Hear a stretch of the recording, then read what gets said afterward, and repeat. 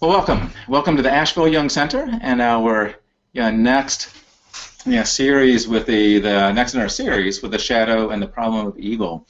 We are delighted to have a multi-presenter. Well, Mary will be the main presenter, but Marie will be in here as well, and we will be leading the seminar from multiple sites today. The title for today's seminar is The Symbolism of Evil in Religion, Myths, Fairy Tales, Films, Books, and Dreams. And our main presenter is Mary Tomlinson.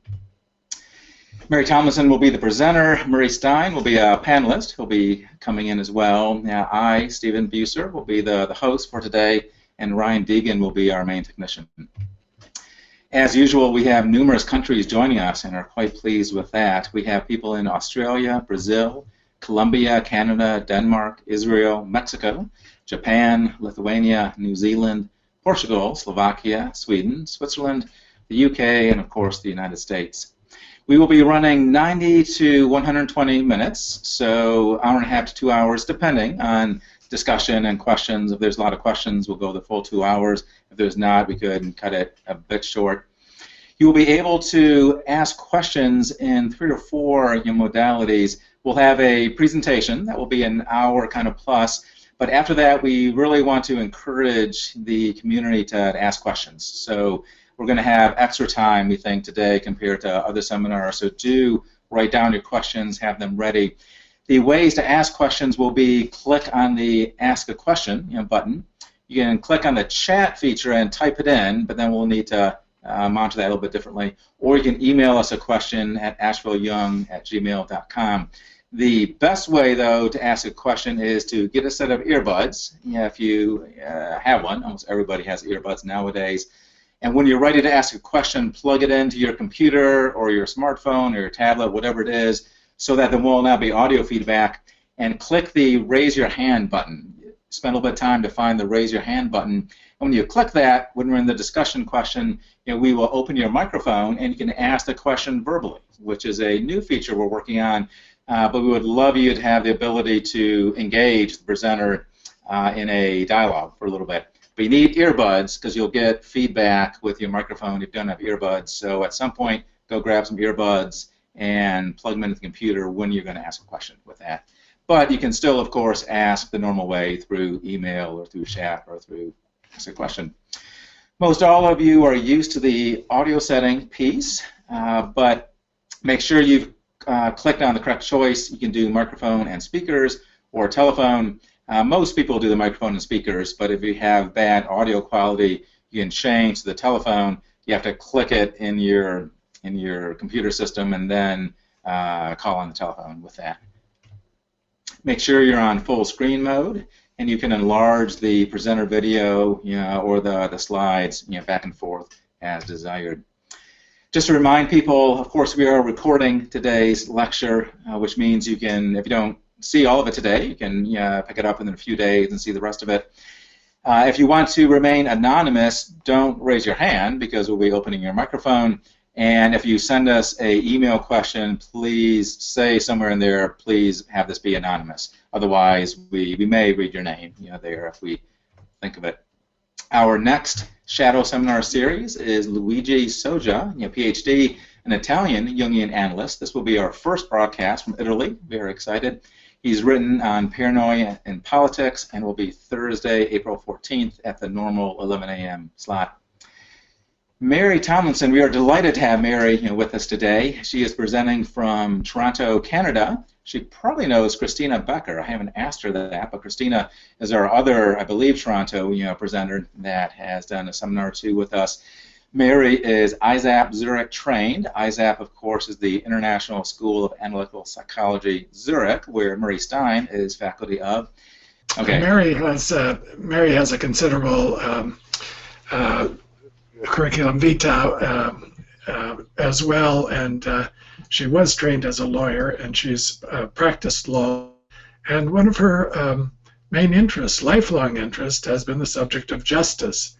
The reason I asked Mary to join us in this series on the shadow and the problem of evil is because of her background and because of her work here at ISAP in Zurich, writing her thesis on what is it about a mystery, an analysis of detectives and detective types and various mystery story writings, and her intense commitment to serving the goddess of justice, which I'm sure she will mention somewhere in the course of her lecture today.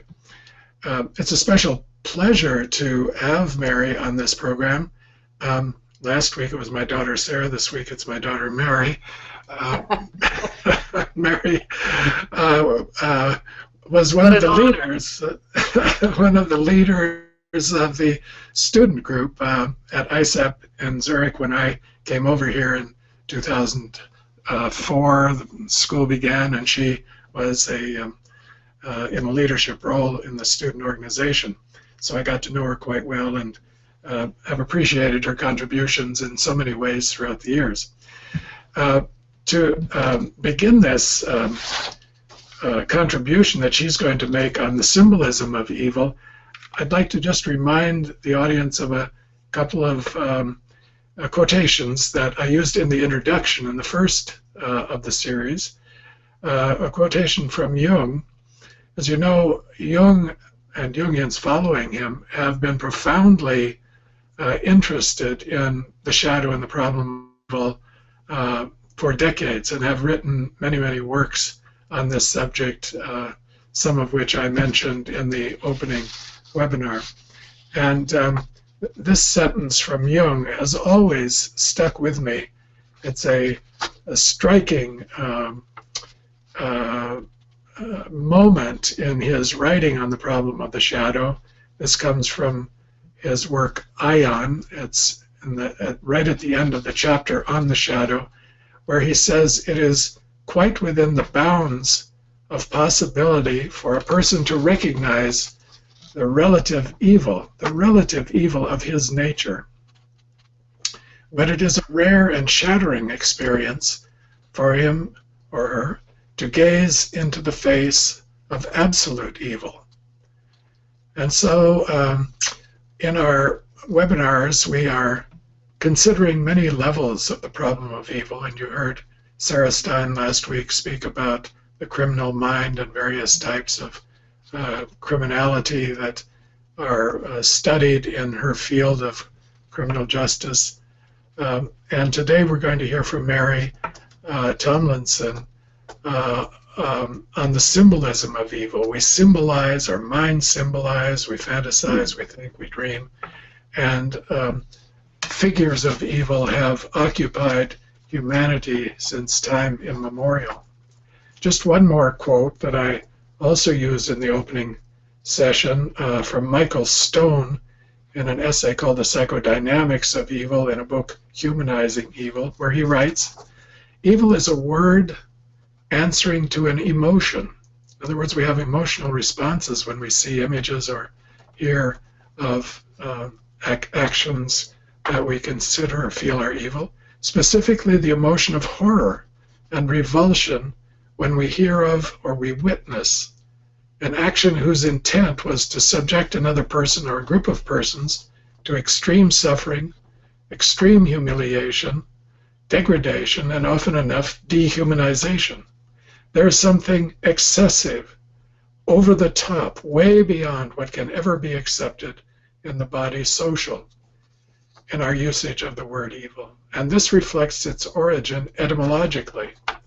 Our word is a latter-day version of the Anglo-Saxon Yifel, itself a cognate of the German words über, meaning over, beyond, and übel, ill, evil, sinful. Something, in other words, that tramples on the social bond that unites us. And so that gives us a pretty good working definition of what it is that we're talking about when we use the word evil. It's a word commonly used in religious discourse, not so much in secular discourse, although it has come back into politics in recent decades. We're considering it from the point of view of depth psychology, of Jungian psychology. So with that, I would like to turn the microphone over to Mary, who will give us her presentation on the symbolism of evil. From time to time, I may intervene with a question, and at the end of her talk, we will have the opportunity for a discussion. Mary? Thanks, Murray. And just to be clear, I am not an assistant professor of criminology. That is the wonderful Sarah Stein. I am a lawyer, and justice has always had a numinosity for me. And so I'm glad to be able to be doing this segment. We're going to be talking about the symbols of evil today. And that would necessitate one to say, well, what's a symbol and what's evil? In addition, Murray has asked that I explore symbols of evil in various guises, in myths and fairy tales, dreams, in literature and film up to the present day. I also lean heavily on symbols emerging in human history. So we have a wide and varied resource covering many cultures, many modalities, many millennia. And we're not just talking about evil in this particular segment. We're talking about symbols which have their own numinous function psychodynamically.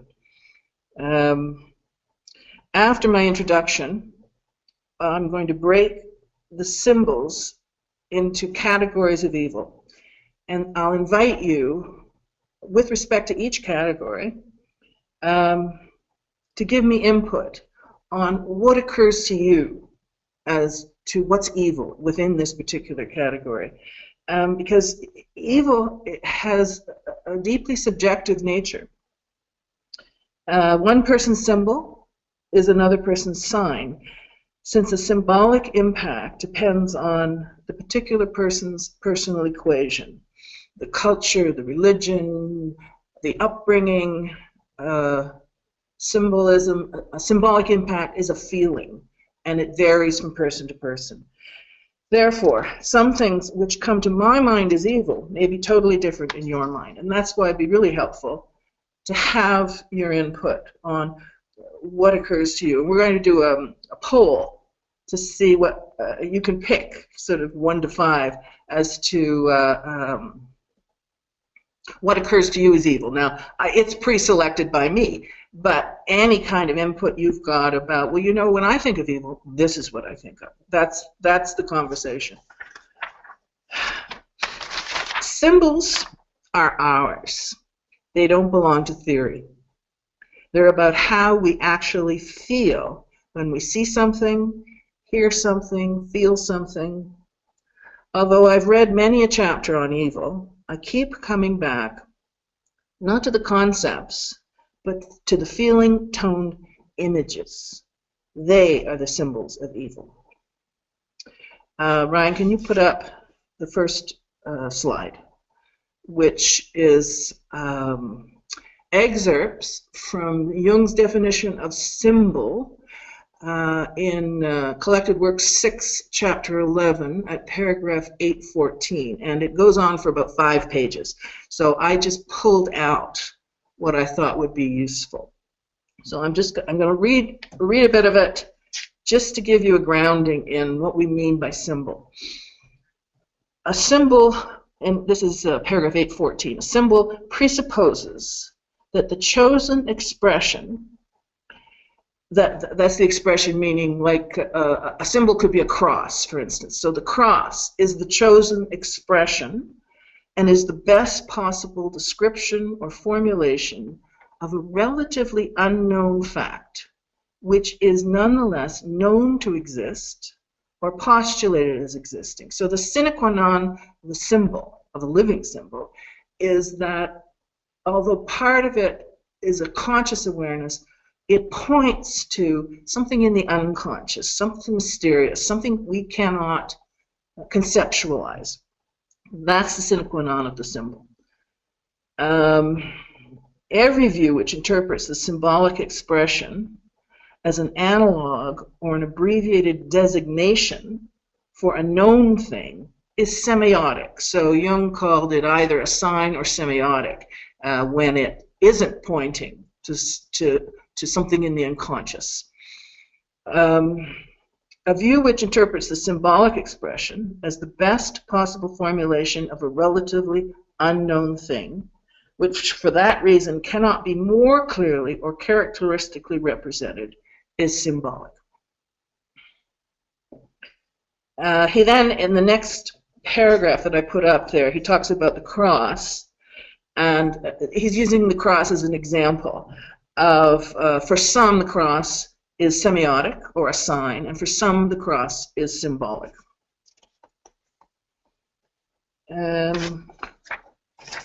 Paragraph 816, so long as a symbol is a living thing, and that means it's pointing to a mystery, an unknown, and that's what's galvanizing us, that's what's catalyzing it, then it's a living symbol. And Jung was well known to say that the church had, the Christian church had shifted from symbol to sign because it no longer held the numinosity that it did in the early Christian church. The symbol is alive only so long as it is pregnant with meaning. And when I say feeling toned, it means that you see an image and there's a deep, deep feeling attached to it. And meaning comes along with that feeling. That's meaning. But once its meaning has been born out of it, once the expression is found which formulates the thing sought, expected, or divined, in other words, once we can formulate that which has heretofore been unconscious and mysterious, then the symbol's dead, and it possesses only historical significance. Now, here's an important one.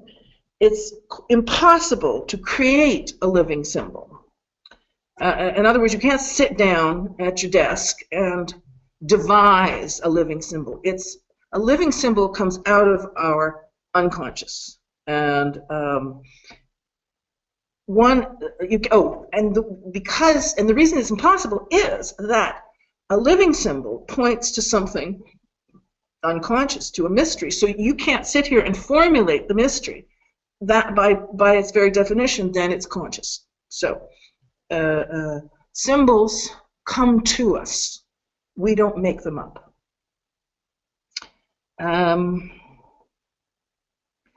He even says, since every scientific theory contains a hypothesis and is therefore an anticipatory description of something still essentially unknown, it is a symbol.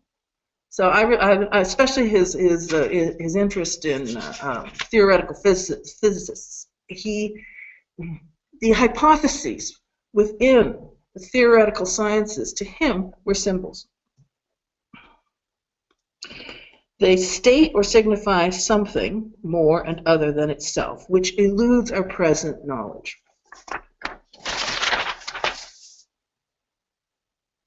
Whether a thing is a symbol or not depends chiefly on the attitude of the observing consciousness, on whether it regards a given fact not merely as such, but also as an expression of something unknown. That's paragraph 818. And that's a really good summary of it. That sort of nails it.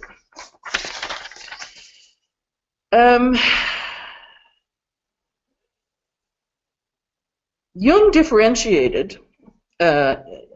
He wrote the first chapter, or part one, in a book called Man and His Symbols, which he wrote in 1959. And in it, he differentiates between archetype and instinct via symbols. And I'll read the quote to you. An archetype is a tendency to form representations of mythological images or motifs, representations that can vary a great deal in detail without losing their basic patterns. Relations between instincts and archetypes. Instincts are physiological urges and are perceived by the senses. But at the same time, they also manifest themselves in fantasies, often reveal their presence only by symbolic images. These manifestations are what I call the archetypes. So, end of quote. Now,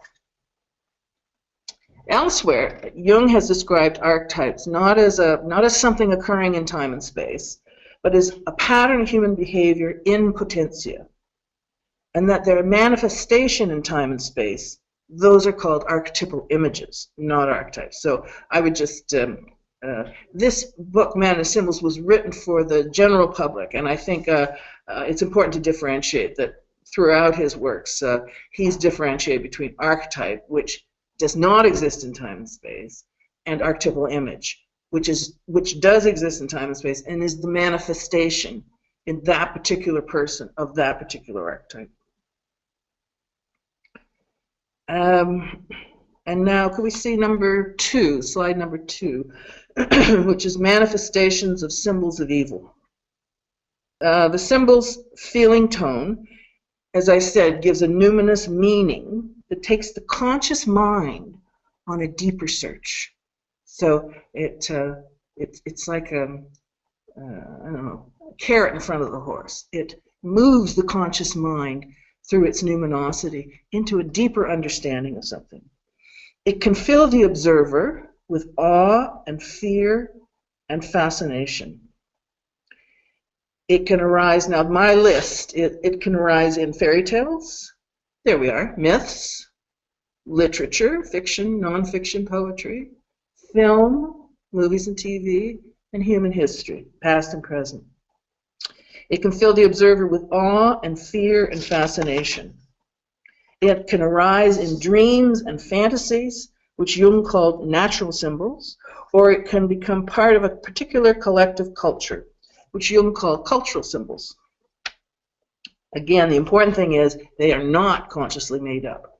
That's why people love their dreams, is they have no conscious part in the symbols, but the symbols are theirs. So that's so unique, so wonderful, because you weren't making this up. On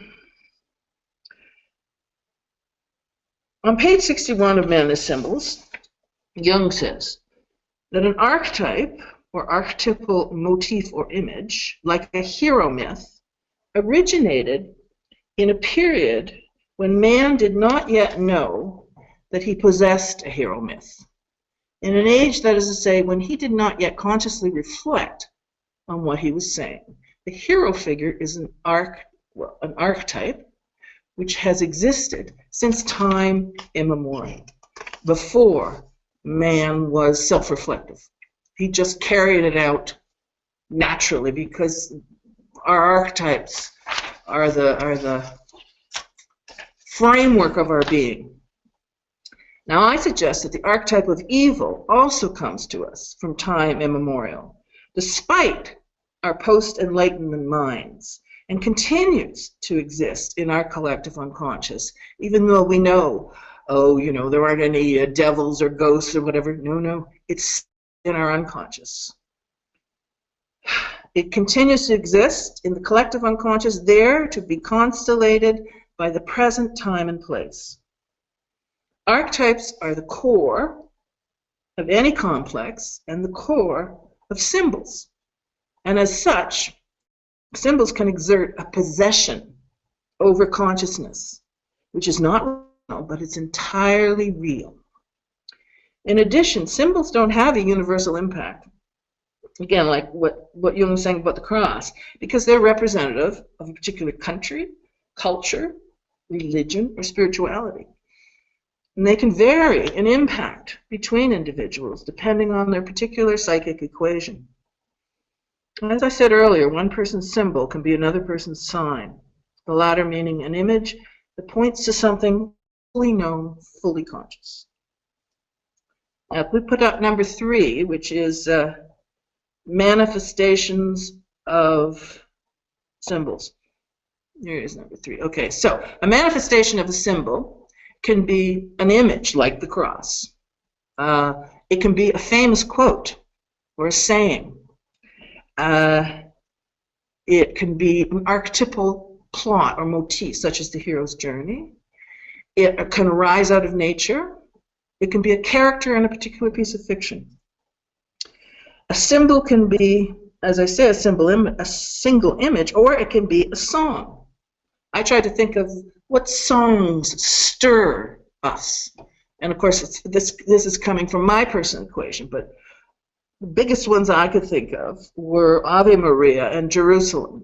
And I'm sure everybody else has other songs that it puts the hair up in the back of your neck. This isn't about evil. This is about symbols, how symbols manifest. Words like Martin Luther King's speech, I have a dream, or I have been to the mountaintop. Those words have become a part of the African American heart ever since he said them. A relationship can be symbolic, like the symbolic relationship between mother and infant. Or, as I said, it can be an archetypal motif, such as the hero story. It can be told as a myth, a fairy tale, a dream, be told as a movie, a line in a poem, the essence of a piece of literature, or an artistic creation. Anything that invokes a numinous constellation in the observer is that symbol. And the numinous constellation acts as a mode of transformation of consciousness. What Jung, and Jung actually, I don't know, I never saw it before, but in Man and His Symbols, he uses this word artifact, A-R-T-I-F-E-C-T. He uses it basically as short form for whatever the symbol is pointing to in the unconscious, he calls that the artifact. It's the mystery, it's the unknown. So he gave it a name in Man and His Symbols. The concept of symbol and archetype, they begin to overlap. But the important thing is, the symbol, it constellates in the observer something numinous or terrorizing or anywhere in between. It constellates significant feeling. Numinosity, by definition, constellates awe and fear in the observer and exerts a fascination over the observer. Such numen is what Jung calls psychic energy. And the symbol has the potential to constellate a huge amount of psychic energy in the observer to the extent that it synthesizes the opposites in that person's psyche, conscious and unconscious, and can transform them both. It brings the energy to the surface through the numinosity of the symbol. Now, a function of a symbol is that, as I say, it synthesizes opposites, and in so doing, a third emerges. It allows for the integration of at least part of the artifact, of the unconscious dark mystery. Jung calls this dynamic the transcendent function. By being conscious, or at least more conscious, the artifact loses its ominous, dark, projective impact on consciousness and the external world. As such, a symbol is compensatory both for an individual and a collective culture. So let's look at the meaning of evil, now that we've got a handle on symbol. What is meant by evil? Is it sin? Is it the devil? Is it anything that's taboo? And then I thought, well, no, that's not strong enough. Like Murray said at the beginning, it has to be excessive. Taboo is not excessive. It's, it's sleeping with your cousin. It's just not over the top. It's not Uber. Is it an entity floating in the ether, waiting for a human to be ensouled by it, to be its conduit? Or is it better described as a part of every human being, their darkness that may or may not be constellated in their life to varying degrees? It has archetypal dimensions and all that entails. I have spent time wandering among the symbols of evil in its many manifestations, and gradually patterns emerged to me, and I had to imagine a way to present them across all their various manifestations.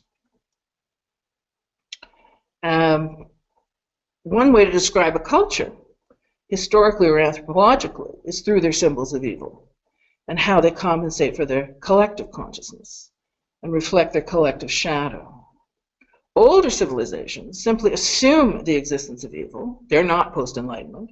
And one could trace their symbols of defenses against evil, symbols to ward off evil, to determine the nature of their unconscious darkness.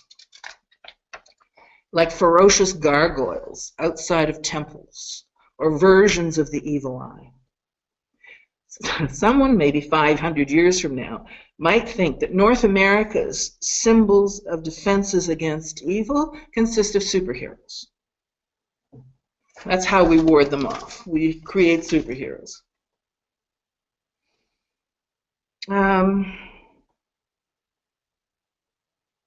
I tried to organize and categorize the nature of evil, and our strong through the collective symbols and our own strong feeling sense of what is right and wrong, what is good and evil. Like the U.S. Supreme Court said regarding the definition of pornography, they refused to define it due to its infinite manifestations, but said, we know it when we see it. I think there's something of that to evil. We feel it when we experience it. The function of symbols of evil is to make our darkness light, to integrate shadow into consciousness, and take moral responsibility for shadow rather than project it out into the world with all the evil that might entail. An unattributed quote I came across says it well. The worst revenge comes from the most silence. Okay, so now I'm going to go to categories of evil. So I was thinking, well, what occurs to you? What occurs to most people when they think of evil?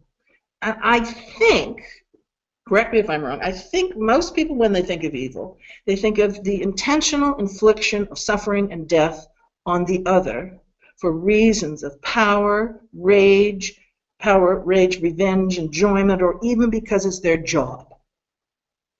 The Nazi swastika symbolizes this kind of evil.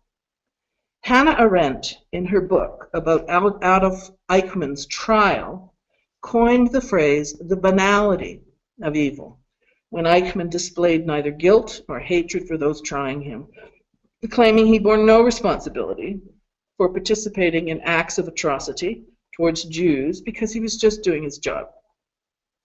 This kind of dissemination of evil, this horrific violence, often requires of the perpetrator, and I'm sure Sarah talked about this a lot, a loss of empathy, a dissociation or a split within and without. Because the minute you have empathy, it stops you from wanting to hurt somebody. Eichmann's psychological examiners found not a monster or a sociopath, but a balanced psyche, meaning we're all capable of it. Note that one can't categorize evil by what was done to the victim, rather than by what motivated the perpetrators. Take the tsunami that devastated Thailand. No evil intent there, but huge destruction. We could assert that the Old Testament God was evil when he hurled all the suffering onto Job for the purpose of winning a bet with Satan as to God's power over man. This leads me into my overarching point about evil and its symbols, that any symbol has a positive and negative aspect, and its meaning is completely relative to the culture or personal context within which it rests.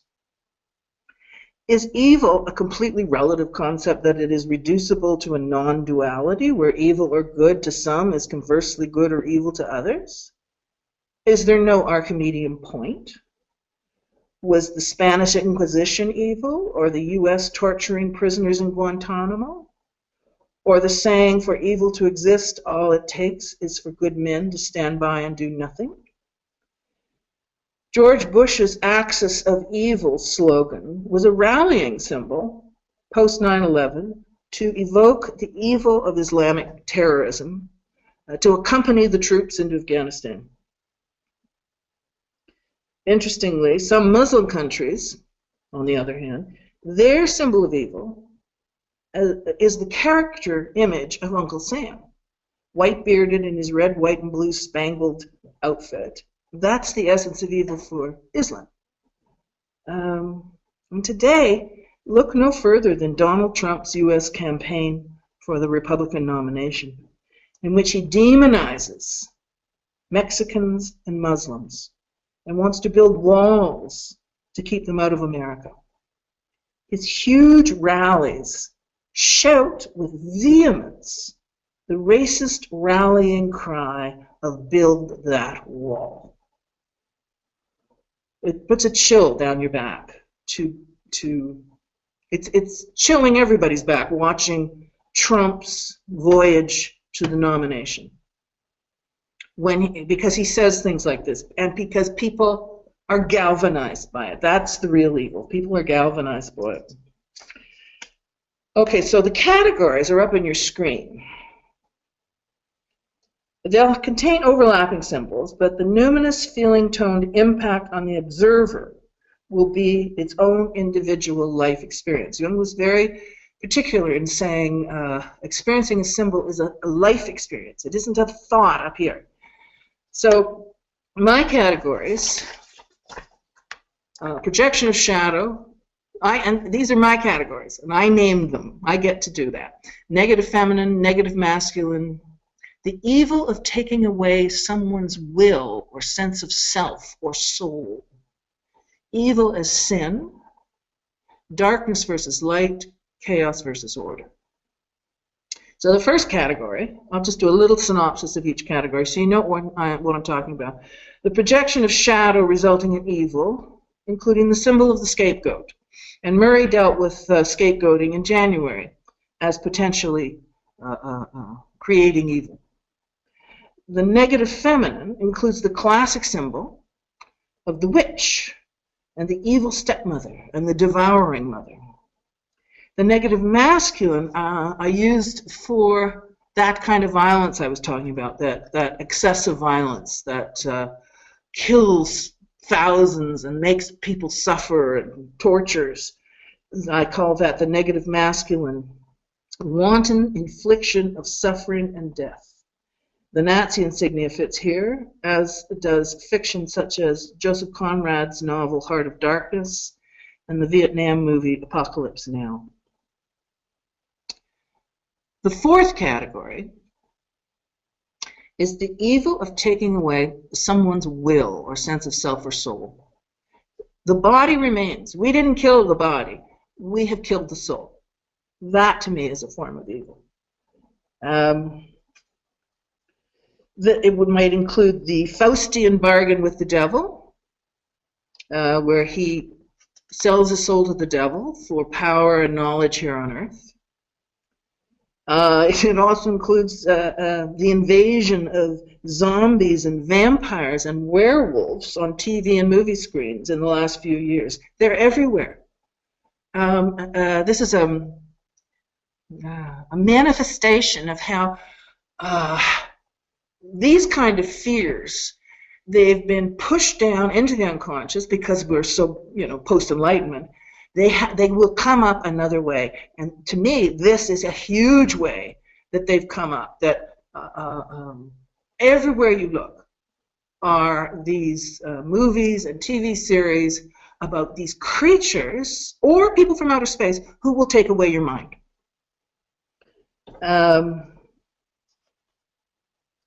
How many clients have analysts seen who were not allowed in childhood to bring their own selves into being, sentencing themselves to a lifelong suffering? That is what gets constellated in the face of this kind of evil, where your self and your soul has been taken away from you. Number 5 is evil as sin in any particular religion, going against the essential tenets of God's laws as interpreted by humans. In Islam, sin treated as evil can see a woman stoned to death for adultery. In Christianity, sin can be forgiven. During the Inquisition in the 15th century, sin can amount simply to not being a Christian, and the Jews paid the price. In the 16th century, the Pope declared that South American indigenous peoples had no souls, and as such, the invading conquistadors could rape, torture, and kill with impunity because they were not contravening God's laws. 2/3 of the indigenous population in South America was wiped off the face of the earth. Not considered a sin, not considered evil. Now, darkness and light, that's has stood as symbols for evil and good from time immemorial. From people dwelling in caves, huddling together after the sun goes down, fearful that another day won't return, the sun won't come back. The moon, in that darkness, is the light, is the good, it comforts them, it keeps them safe, and it's like a promise that the light will return, the sun will return. The fairy tales, dark forest, the dark night of the soul, the black heart, and yet darkness symbolizes the unconscious to Jungians, but we don't attribute an evil intent to it. Evil, like good and anything in between, remains a potentiality in the unconscious until a particular consciousness brings it into time and space. Finally, the last one, chaos versus order.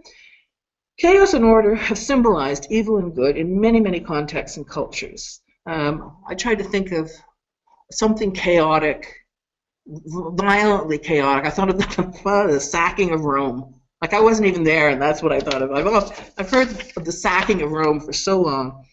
But I also suggest to you Picasso's painting Guernica, where we abandon all hope in the face of chaos. Now, these final two categories, light and darkness, order and chaos, I don't treat them separately in the presentation simply because they thread their way through all of the categories. So that's the end of the intro. So now we're going to start with the first category, which is projection of shadow. If you saw Murray's initial presentation in January, he spoke of the evil done by the very human psychodynamic phenomenon of unconscious projection. And by definition, it is unconscious. We are not aware we're doing it. It is the only way we can view our unconscious. But we have to be enlightened enough to look at it and see it for what it is, that it is a projection of our unconscious. For the most part, we don't. Unconscious content, especially one's shadow, cannot be seen or known directly, only indirectly through projection. The darkness in us has found its way into the outside world and has hurled itself self-righteously at the hook for that projection in order for us either to confront our shadow or for our ego consciousness to split shadow off, not to know or to take responsibility for it. By not recognizing and integrating our own shadow, a great deal of evil has been done in human history. Ryan, could we put up image 1, which is the scapegoat? He's a really cute goat. It was a beautiful painting. There he is. Isn't that beautiful? That's the scapegoat. And the name of the painting is The Scapegoat. An ancient, iconic symbol of this phenomena of unconscious projection, of shadow. Well known today is the scapegoat, an innocent victim of this wrongful projective assault who must bear the sins of the individual or of the collective so they can be protected from their fears and shame. The origin of the scapegoat comes to us from many ancient cultures, attesting to its universality. For Judeo-Christians, it comes from the Old Testament, Leviticus 16:8, in which a goat is designated to be cast into the desert with the sins of the community. Now, this is a ritual. Rituals can contain such that something doesn't become evil. This is a ritual to cleanse yourself. But you're not killing thousands of people. You're sending one poor goat out into the wilderness. And the Bible says, "And Aaron shall cast lots upon the 2 goats, one lot for the Lord, and the other lot for the scapegoat. And Aaron shall bring the goat upon whom the Lord's lot fell, and offer him for a sin offering. But the goat on which the lot fell to be the scapegoat shall be presented alive before the Lord, to make an atonement with him, and let him go for a scapegoat into the wilderness.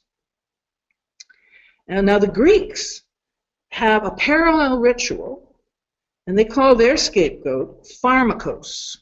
That's Pharmakos. But instead of a goat, and again, it's ritual, they're consciously aware that this scapegoat is not really carrying its sins, it's a ritual. But instead of a goat, they use a slave, a cripple, or a criminal who was chosen and expelled from the community at times of disaster like famine, invasion, or plague. It was believed that this would bring about purification. On the first day of the Thargelia, a festival of Apollo at Athens, two men, the Pharmakoi, were led out as if to be sacrificed as an expiation. Sometimes they were executed and sometimes just beaten and stoned. But that's just two men. Now, I'm now going to look at well-known scapegoats in history. I mean, we're talking millions of people. So if only we'd had the ritual. Well-known scapegoats in human history represent the other, the unknown to the prevailing collective consciousness, and as such are threatening. The unknown is threatening to most people, I think. The unknown other often stirs our unconscious fears. They are labeled dangerous and evil and inferior without the conscious ritual of realizing that it is ritual. The most massive and long-running scapegoats are the Jews. Ghettoized as early as the 14th century in Florence, up to the ultimate evil of the Holocaust, one collective, paranoid, rage-filled projection in Europe. Ryan, could you put up slide 2?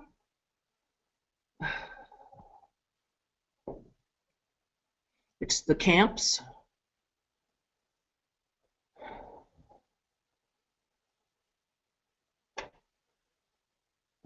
Okay, so that was there. Yeah, you see the wagon full of bones and skulls and witnesses.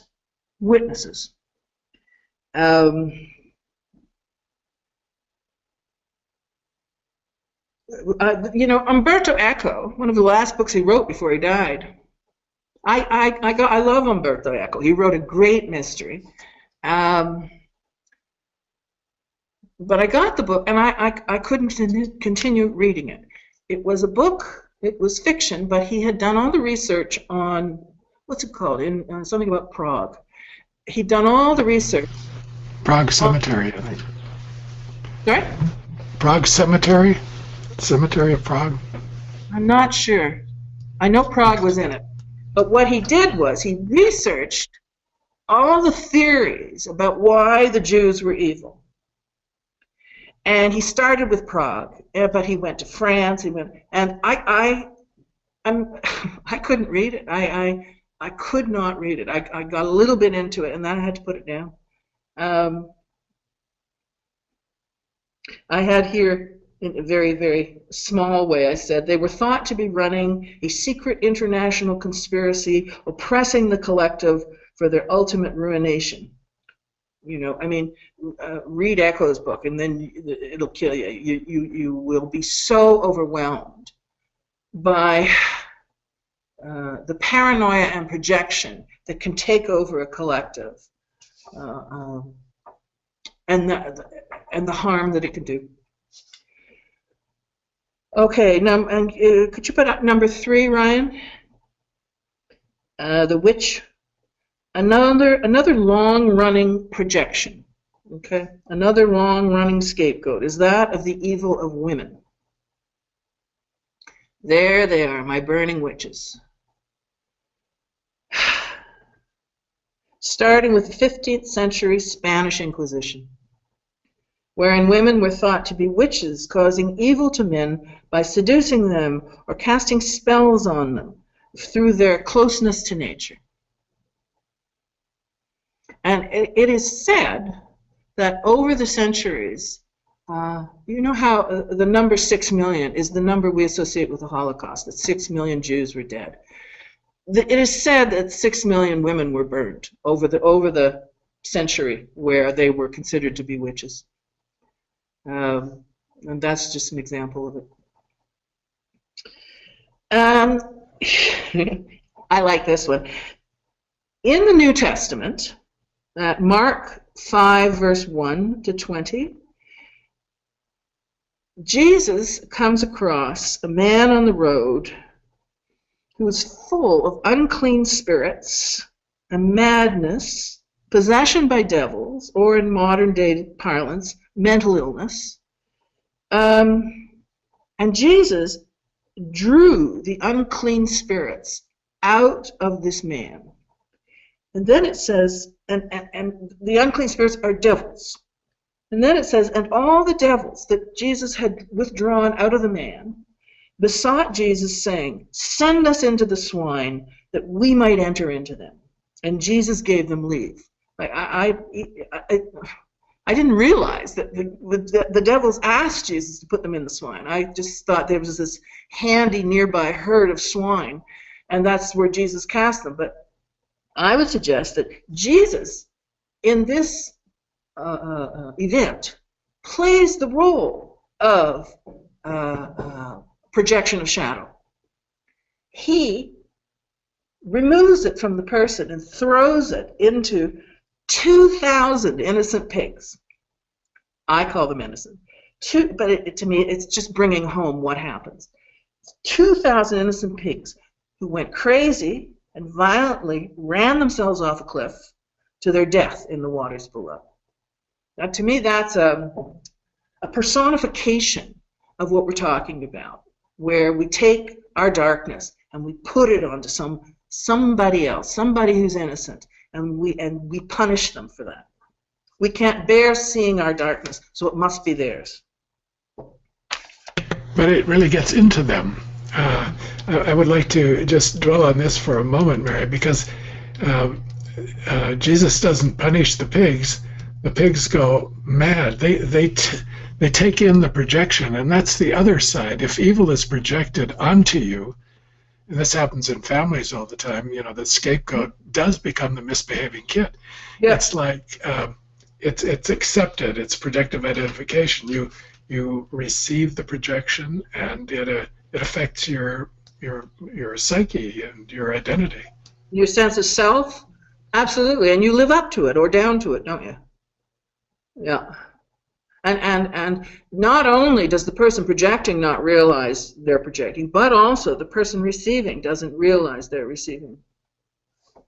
It's actually seen in transference and countertransference within the analytics partnership, that one unconscious is acting on the other unconscious such that the analyst starts to live up how the mother treated the kid when he was a kid. It's an unconscious projection taken in by the analyst. Now, here's a thought. We could say that Jesus Christ was the biggest scapegoat of them all. He was crucified to die for the sins of the world.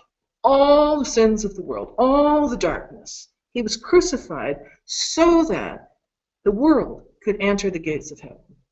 So, I don't know, it just occurred, I guess it was after the pigs, it just occurred to me that in Christian dogma, he's a scapegoat. He is saddled with all of our sins.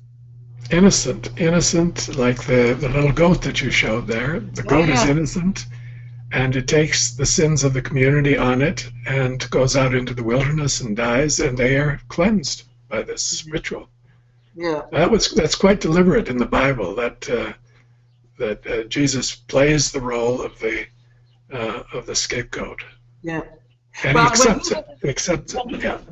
when he was in Gethsemane, he said, you know, take this from me. But he knew it was his fate.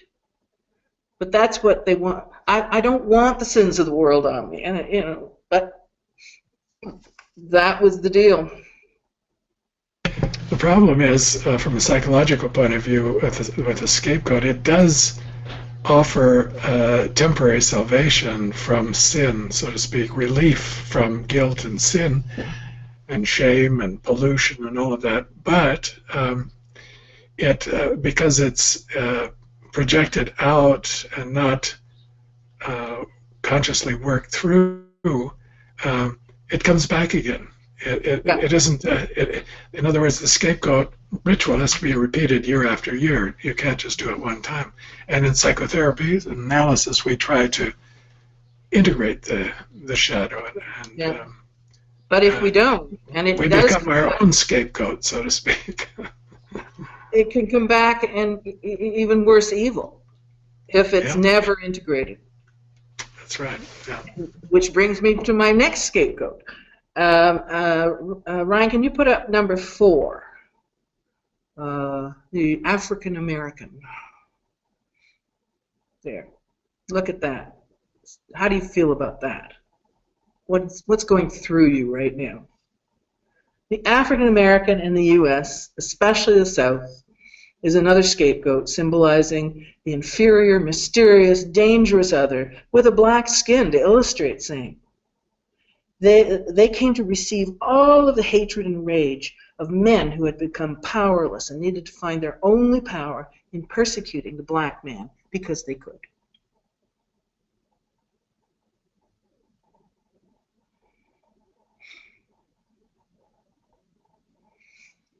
Finally, in present day, as I said before, we've got the excellent and scary example of Donald Trump, declaring he would build a wall across the entire length of the border between the U.S. and Mexico, because all Mexicans are, drug dealers, rapists, and thieves.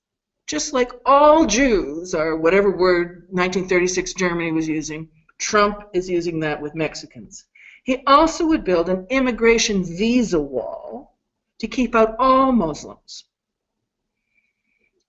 Mexicans and Muslims have received the racist projection of the paranoia and unquiet U.S. shadow by way of the unlimited vitriol of the clown Prince Trump. But the important point to note, and this is, you know, Trump's just Trump, right? He's mesmerizing. You have to watch him. But the potential for evil is that he is receiving the majority of votes, not just a slight majority, it's a landslide of votes from Republicans in the U.S. At his ever-growing rallies. People are going wild. They've found their leader. I mean, think of those rallies in Nazi Germany when the Führer was up there. And in fact, there are people in Trump's rallies who do that stiff-armed salute. Very scary.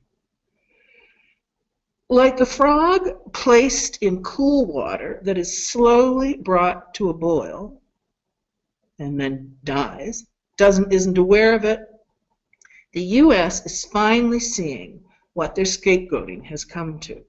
People are freaked by what's happening in the Republican Party, Republicans as well as Democrats.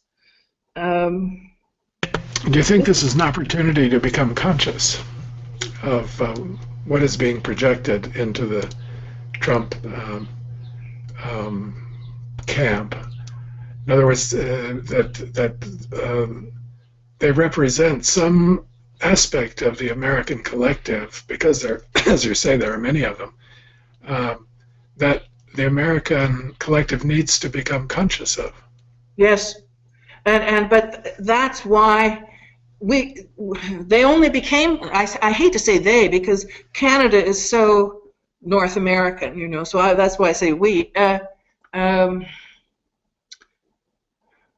It's like the frog in the water. You're not conscious of the water slowly being brought to the boil until all hell breaks loose. And now they have to finally face what has happened to the Republican Party. This isn't the Democrat. I mean, the Democrats have their own problems, but the Republicans, they have to finally face what their scapegoating has brought them to, I think. The same happened to the German people in '36 regarding the Jews, then the Poles, then the Gypsies, then the gay world, all dark, shadowy, unknown groups who, for that very reason, were fair game for Hitler's shadow projection in order to whiten the master race. That is the evil of unchecked projection of the scapegoat. Ryan, can you put up slide 6, the wall? Well, there, yeah. Well, those guys, that is a huge symbol. Now, this is the Berlin Wall being taken down. The wall itself, the symbol of the wall, it symbolizes splitting off of shadow, as does the scapegoat. Rather than making it conscious, thereby integrating it and taking more responsibility for your shadow, the wall splits it off. Like Trump's wall across the border of Mexico, and Trump said, and he's going to make the Mexicans pay for it. That was glorious. Like the Berlin Wall, I mean, did you witness the Berlin Wall coming down? The joy that happened that day? That Berlin Wall festered and caused such suffering especially between East and West Germany. When it came down, so the joy was a reflection of the size of the suffering. Like the wall around Jewish ghettos, like the wall Hungary wants to build to keep out Syrian refugees, like the wall that is around the paradisial image of the Garden of Eden. Now, the Great Wall of China was built for protection from their real marauding enemies. But the wall, when it's a result of projection, it's not real, it's projected, is a symbol of splitting off, of dissociation, which in turn can create evil, either to yourself or to others, or both. The next category is what I call the negative or dark feminine as a symbol of evil. Fairy tales have given us the negative feminine evil of the wicked witch and the evil stepmother, which some say reflects the splitting. Oh, look at her, isn't she beautiful? Some say reflects the splitting in the fairy tale because you've got evil and you've got good. It's a splitting of the good mother from the bad mother, which Melanie Klein called the schizophrenic position of infants, when they could not hold both the good comforting breast and the bad or withholding breast in the same mother, and therefore they had to treat them as split. The depressive position of Klein's, when the infant is finally able to bring the opposites together in one mother, does not make it to the fairy tale, because the fairy tale's function is to reflect the unconscious dynamics of the reader, not the conscious rationale synthesizing good and evil such that you become whole consciously.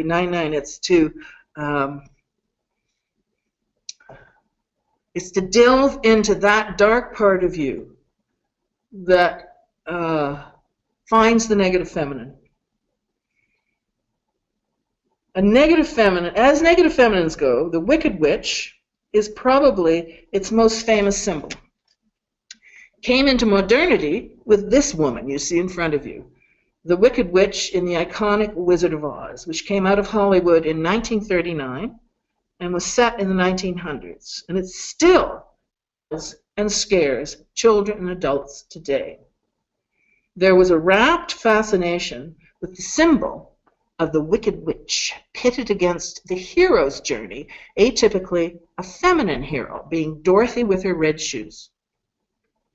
As a child, when I was a child watching it, I can remember I had to run out of the room when the Wicked Witch came on the screen. She scared me so much. And then her flying monkeys just did me in. My parents would have to tell me when it was over so I can come back in. Very scary, deeply scary. That's what the witch or the negative feminine does. She scares you to death. She terrorizes you. As with all archetypes and their symbols, there's both a positive and a negative manifestation. In The Wizard of Oz, there was the positive and the negative feminine. Now, could I have slide number 8, please, Ryan? Ah, there she is. There's Dorothy with her red shoes, and that's the good witch, Glinda, from the north. And she's, now, think back to the Wicked Witch. This is the good witch. She's all dressed in a white sparkling gown, and sparkling crown and wand, and blonde hair, and voice like a babbling brook. And she helped the protagonist, Dorothy, who was just trying to get home, accompanied and supported by Dorothy's 3 animus aspects: the Tin Man with no heart, the Scarecrow with no brain, and the Lion with no courage. And her supportive, loyal, friendly instinct, her little dog Toto. The good witch helped them to see that home, heart, brain, and courage had been in them the whole time. They simply had to realize it. In other words, it wasn't out there. It's in you. It's in you. You just have to bring it into consciousness. That's the good witch. Definitely an individuation tale. Glinda's opposite, the Wicked Witch of the West, was ugly, haggard, bent over, dressed all in black with a tall black witch's hat. And her face was green, wasn't it? Yes. A favorite symbol at Halloween, with a cackling, threatening voice that I can still hear her today saying, "I'll get you, my pretties, and your little dog, too." Oh, my God, that scared me. But that's the devouring negative feminine, the terrorizing negative feminine. The fairy tales do such a good job of it. As mentioned earlier, the actual, we're not talking fairy tales anymore, the actual persecution of the perceived negative feminine, the witch, came to life in the 15th century Spanish Inquisition with the burning and drowning of women who were accused of witchcraft, usually due to their intimate connection to nature. We saw the symbol earlier of the burning witches. If you could put up number 9, Ryan. Okay. Oh, no, not that one. There. That's Joan of Arc. She was 19. This was in France in 1431. She's burned at the stake on a charge of heresy under inquisitional rules because she saw visions, heard voices, and was bewitched. And because she stepped outside of her role as wife and mother to become a warrior for King Charles II, while he was wanting to be the King of France, and to recover France from English domination. Naturally, her persecutors were English. That's a woman who threatened the collective, so they had to burn her. On the North American continent, the witch trials of Salem, Connecticut in 1692-3 became equally symbolic of the negative evil feminine. Many works of fiction and film have traced a kind of possession that took over Salem, such that they were convinced that some women were witches, especially if they were young and attractive. It has been termed a case of colonial America mass hysteria, which possessed the people and surrounding communities. It was attributed to isolationism, extremist religion, false accusations, and lapses in due process. Nonetheless, it was bottom line about the demonizing, the scapegoating of women, as it had been since the 15th century. In that one year, 20 people were executed, 14 of them women. Now, the most recent witch film to come out of Hollywood is just entitled Witch. And the reviews are amazing. They say the movie's fantastic, and the really important thing is the audiences are scared to death. Now here's what they did. It contains no obvious cackling wicked witch with a black pointy hat, and yet the audience found it so terrifying and horrifying they had to, pull back or leave. But it's a story of one family's frightful unraveling in the New England wilderness in 1630, just prior to the Salem witch trials. Upon threat of banishment by the Puritan Church, a father and mother and 3 children fled to a remote plot of land on the edge of an ominous forest, in which, to their sensibilities, lurks an unknown evil. It is a deeply unsettling portrayal of paranoid torment and repression and projection in an isolated Puritan family. The oldest daughter was or was not a witch. You, the audience, have to come to the conclusion or experience the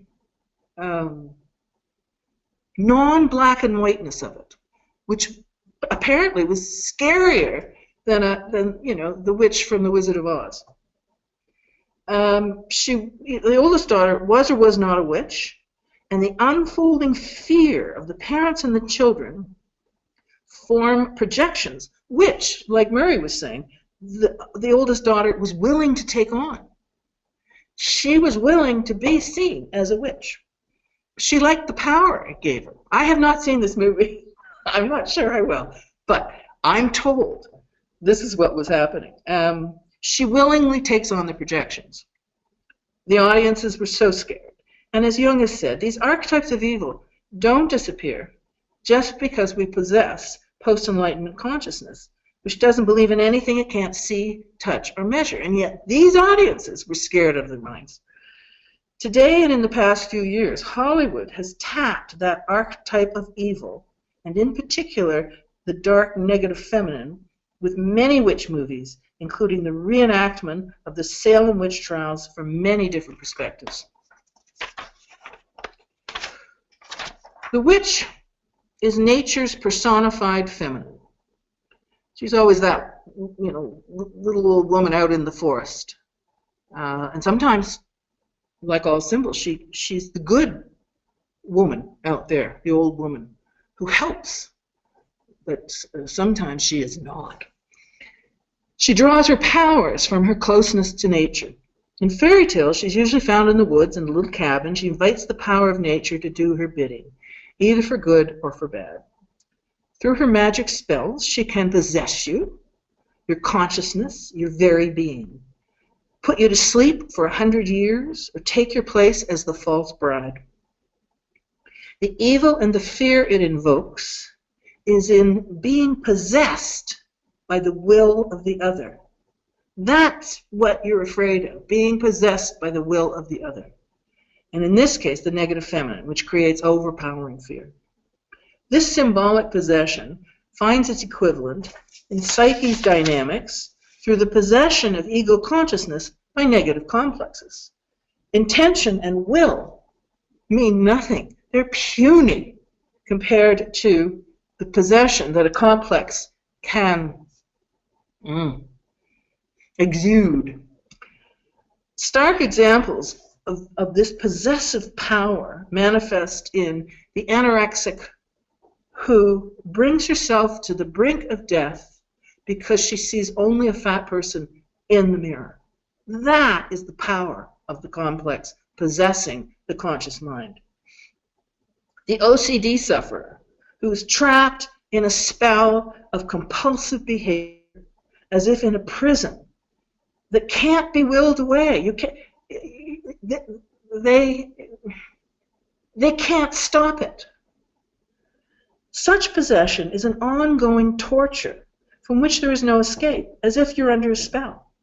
Is it any wonder that a symbolic fairy tale figure who can possess your very soul has a numinous feeling tone of evil?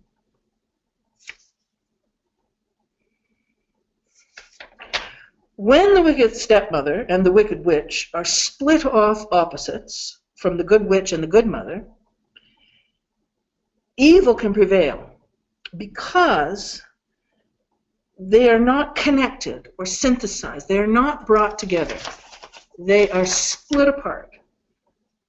No compensation or integration into consciousness can take place, so shadow remains evil in its projection. That's the fairy tale. The fairy tale is not telling you what the right thing is, or what it is telling you what is in our dark unconscious. Now, actually, in North America and the UK, there exists the Wicca religion. It is a religion, but they say, well, we're witches and warlocks, but we're good witches and warlocks. They're the white witches. Their ritual and their devotion is to the anima mundi, to Mother Nature. They remind me of the African natives that Jung met, who faced the sun every morning and spit on their hands, offering their spirit up to the sun to ensure another day. This positive connection to nature is a deeply held conviction in spirituality, and it is the opposite of evil. The devouring mother. This is another form of the negative or dark feminine. As a child, your sense of your unique self can be devoured by an overwhelming mother whose ego boundaries merge with that of the child's and commandeer it. There is a powerful evil to this. I think of it as evil, that every analyst sees in their consulting rooms, and that can cause suffering with little joy, even unto death. There's a loss of freedom, personal agency, since the child's ego consciousness was enlisted into the service of the narcissistic devouring mother. I've been given permission to offer this symbol to you of this particular kind of evil. It was created by a client of mine. My client, now in her 70s, had a mother who would brook no unique personality in her daughter. The daughter was the co-narcissist who had to pack away her own sense of self to offer up what her mother demanded of her. Her father was not strong enough to intervene. My client is now fervently on the trail of her own unique self, but rarely remembers her dreams. So I asked her to engage in an active imagination that involved her mother and herself as a child. 2 weeks later, she brought me a collage. Not a painting, because she said it was too scary to get that close to her mother, but a collage of magazine pictures, which gave her some distance. The collage was of a mouth with big teeth, big white teeth. And this is a big page, it's like a regular copy page. Big teeth, like all the better to eat you with, which the mouth was partially open. In the foreground, inside the mouth, was my client's picture, an actual picture of her as a little girl. It took my breath away. And as well, there were other... Devouring mother. Devouring. I had never once used the phrase devouring mother to her. This is what she brought. I mean, how close is that to the devouring mother? And also in the mouth, you saw little pictures of concrete items that her mother had taken away from her. She'd go to school, and when she'd come home, her bike wasn't there, or something else would disappear.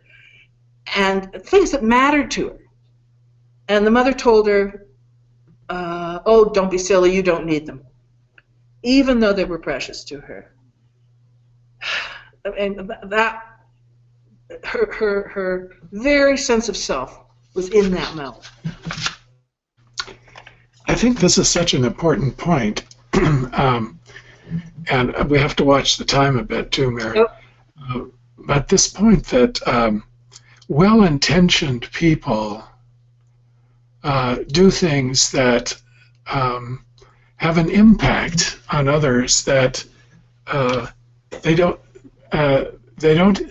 intend, but it has this effect of robbing soul or robbing individuality. That category that you're talking about is evil, but it's so subtle and it's so unconscious and covered with the best intentions of the world to and the mother has help no the child. That mother never thought of herself as being a bad mother, ever. No, of course not. No. Okay, I didn't realize the time was God. So I'm just going to skip through a couple of things. The next part, I used that's the Wicked Witch in her house in Hansel and Gretel. There's Hansel and Gretel. And, I mean, the fairy tale example of the devouring, but she's not a mother, right? She's a witch. Their mother actually doesn't exist in the tale. They have a stepmother, and the father and the stepmother put them out into the forest because they couldn't afford to support them. But I think, again, the fairy tale splits off a true mother from a stepmother because we cannot conceive of a good mother abandoning their children. This was Hans Stiegmann wrote on fairy tales. He was a German analyst, and he talked about the wicked stepmother as the negative side of the mother. And it's, as you said, about decline, good breast, bad breast. The mother is split. There's a good mother and there's a bad mother.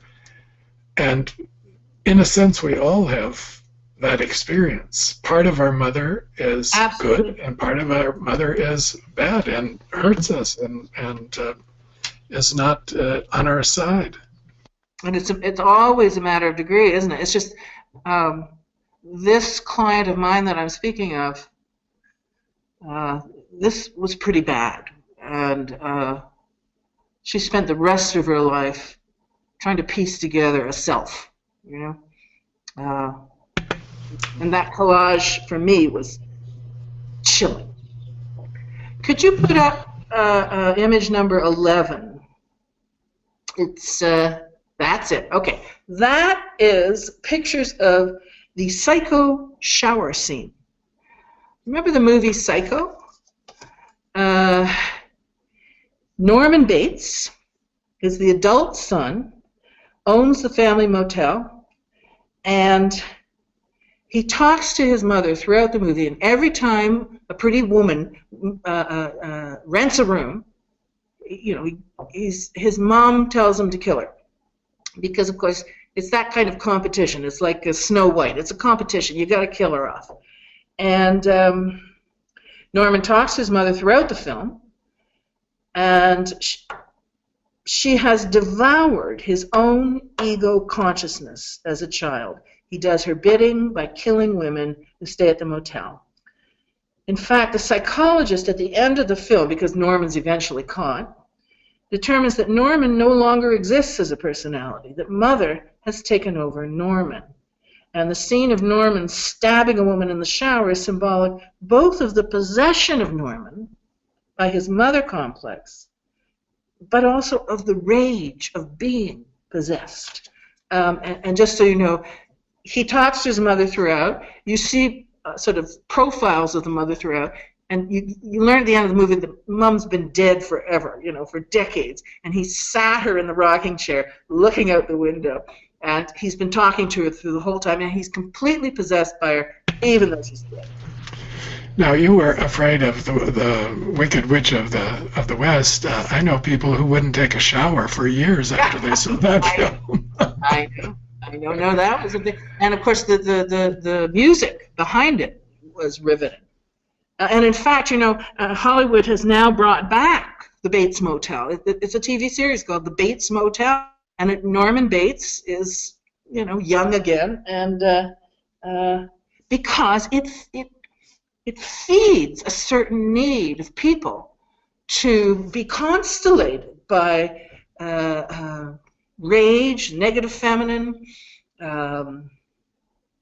Do you think the films help us unpack the psyche by giving us these images and symbols? In other words, they perform a therapeutic function in the sense that they bring out of the dark various dynamics and materials and give them images. That's like that long conversation that goes on about do kids watching violent movies go out and do violence? I think it depends on the movie. In this movie, there was a psychologist at the end who said his personality had been taken over by the mother. And that I think people can relate to and see the result when it's in the extreme, when it's uber, you know?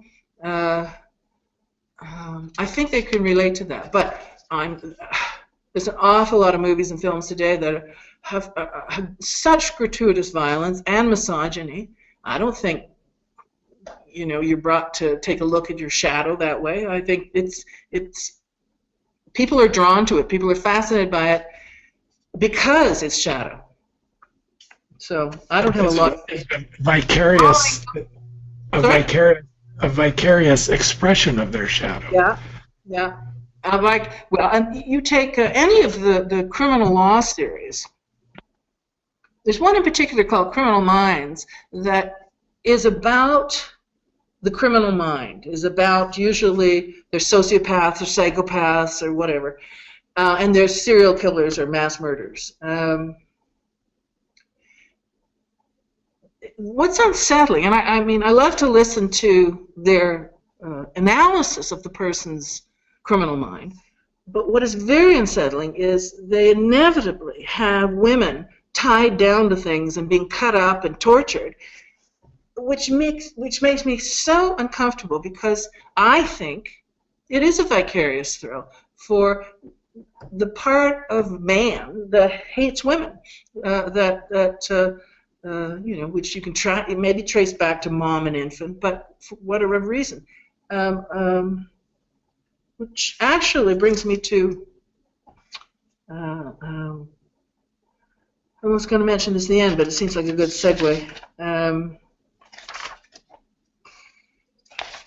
In the 90s, a man entered the École Polytechnique at the University of Montreal to the engineering department. And he had a big gun and a knife. And this is before everybody's doing all the mass killings at schools. This was way before. We have called it the Montreal Massacre, and we recognize it every single year on December the 6th. And he walked in there, and he told all the men to leave. And then he proceeded to kill 14 women. He shot them and stabbed them until the 14 women were dead. And then he killed himself. And the note he left behind said how much he hates feminists. Feminists were taking the places of men, you know, in the engineering family. He hates feminists. And he had a list of 19 women who were high visibility feminists in Quebec that he was going to kill if he ever got out of there. That's people. I would say that's over the top. That is over the top. That gives you absolutely. But it's doing what Norman did. It's taking it out and actually acting on your hatred of women. I think. Now there was a big discussion after that about. Oh no, it was just one crazy person, and as far as I'm concerned, it's the you know, the zeitgeist of especially then in the 90s, you know, what feminism was doing to men and making them, emasculating them and taking their jobs and all that stuff. And it's what the Germans thought the Jews were doing to them in the 30s. You know, the feeling that your life is being taken away by somebody else, and you know, the resentment and the anger and the hatred that's generated from that creates projections of evil onto the other, so that you can kill them without compunction. So you have, just like those conquistadors in South America, they could slaughter all those Indians because there was no sense of they're doing anything wrong. I'm going to move on to Ryan, number 14, Garden of Eden. Okay, so original sin. Being kicked out of the Garden of Eden. The serpent started it, but Eve was the human conduit for it. Another negative feminine. Now, correct me if I'm wrong, but she yielded to the temptation of the apple from the tree of knowledge that the serpent brought to her. And the serpent is always Satan's right-hand man, right? So Satan was in the Garden of Eden trying to convince Eve to go against God's orders.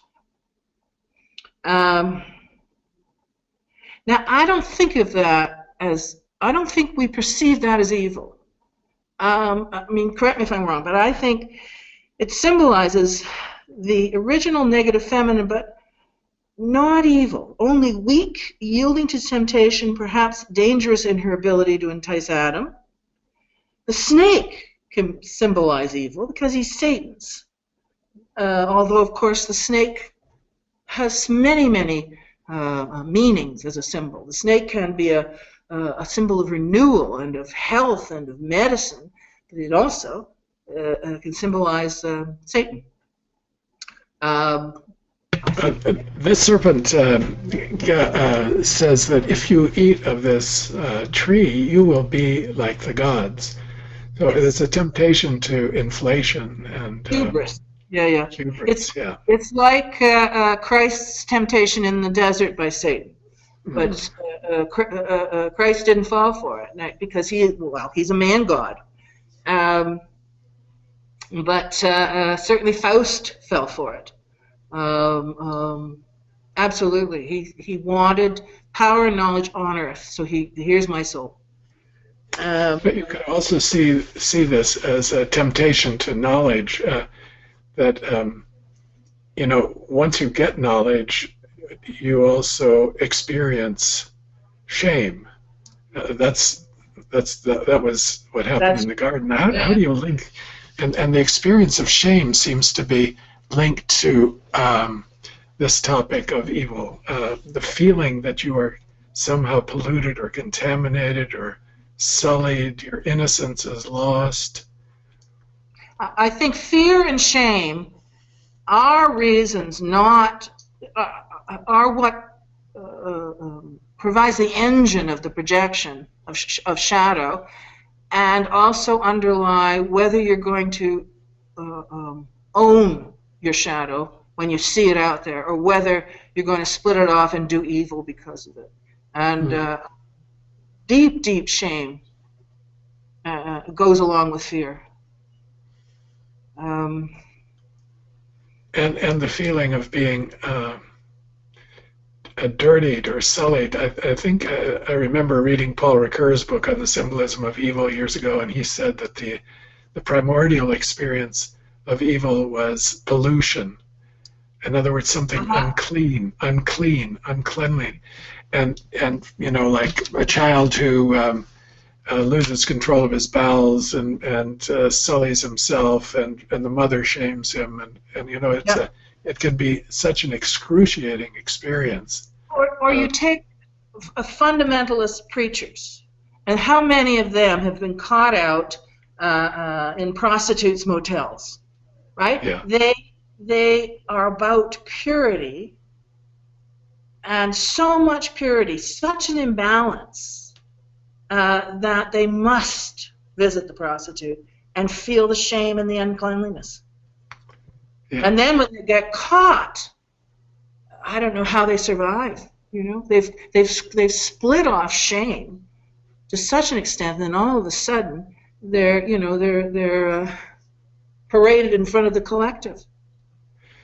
Well, maybe the self wants that, to bring them down because they're so split and one-sided, and This is Well, yeah, I think a Jungian would say the self wanted Eve to eat the apple. yeah, I think so. Because it's a first step along a path of individuation, that you go out, you leave this paradisial thing, and you start suffering. You know, you start suffering. It's the beginning of mankind, and that's when you learn something about yourself. Somebody once said that those fig leaves they were wearing, the very first symbol of persona. I right. like that. Covering Okay. up. Skip. Well, I've got one. I talk about how the evil and the good don't come together in Cinderella and Snow White, for instance. The wicked is simply banished, right? And the good gets to get the throne. In fairy tales, evil is rarely transformed through uniting with its opposite, the good. It's just left behind or banished or punished.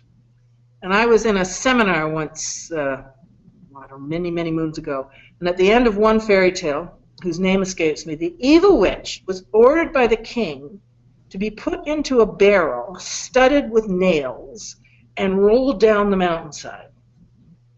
One person asked in exasperation, why didn't the king just kill her so she wouldn't come back? In other words, why didn't he just kill evil? And the analyst, bless her heart, said, she was leading the seminar, she said, you can't kill evil. It is part of our psyches. As much as the good and the individuating hero must recognize evil and turn away from it, but not kill it, because then it would be a dissociation, which will come back to deal even greater evil. I liked that answer. I liked the frustration of why didn't they just kill her, but that makes perfect sense to me. All right. Yeah.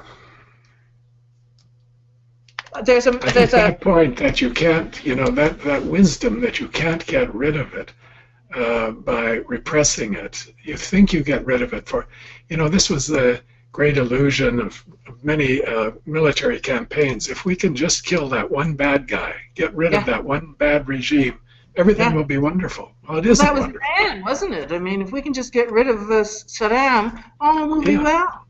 Yeah, And or just get rid of Hitler, and now you've got Putin. I mean, you've got Pandora's box. You've got Pandora's box. And I think wisdom is to know you can't get rid of it. Keep your eye on it. Yeah. Try to stay. You put some sort of fence around it. You know how I just said that fairy tales don't bring together the good and the evil, but we send evil away.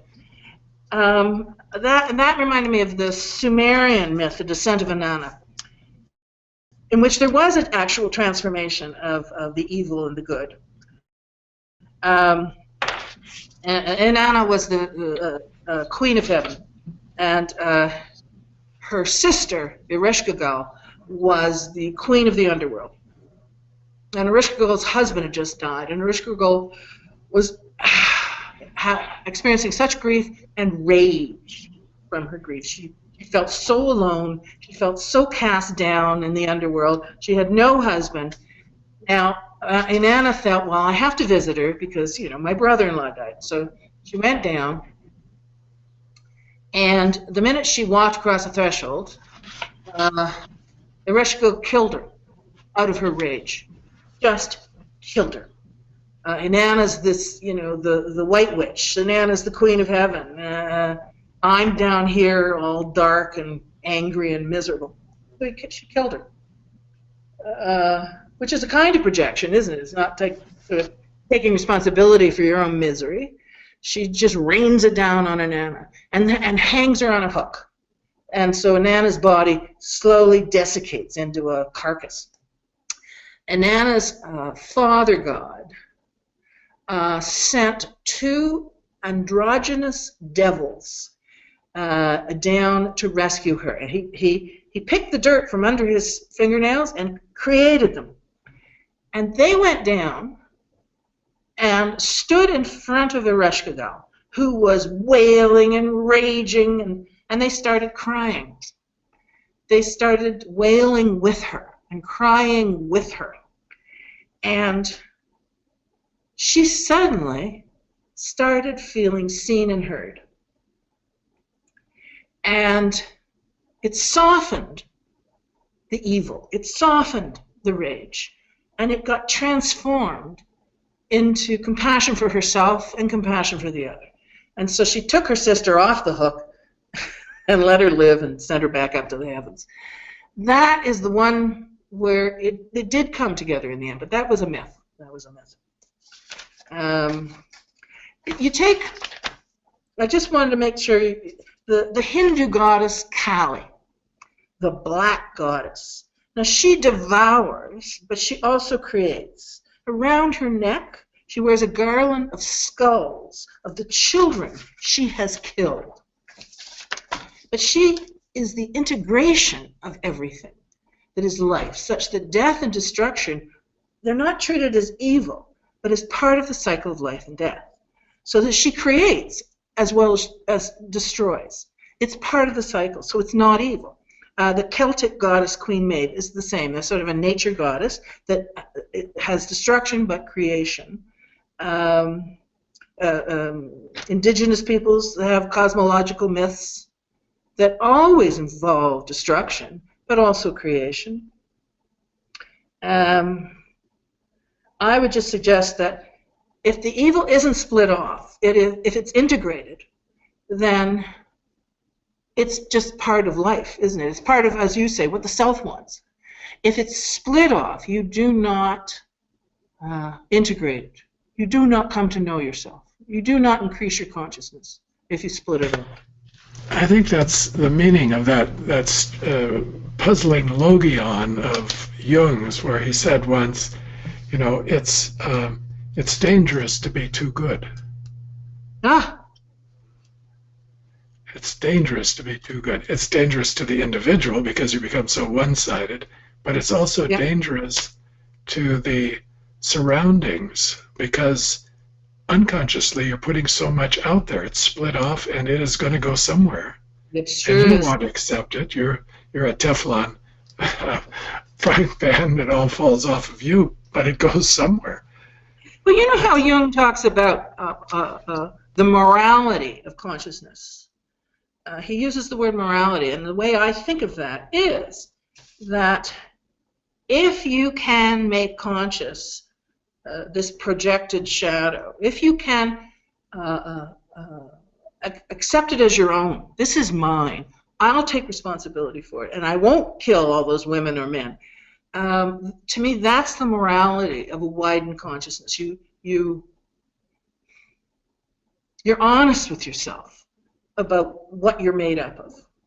And this will be the subject of the seminar, of the webinar after Luigi Zoya's on paranoia, which will be a continuation of what you've been talking about. And Henry Abramovich and I are going to have a dialogue on the responsible self. And that's precisely it, how to carry shadow awareness in such a way that it's minimally contaminating of the world.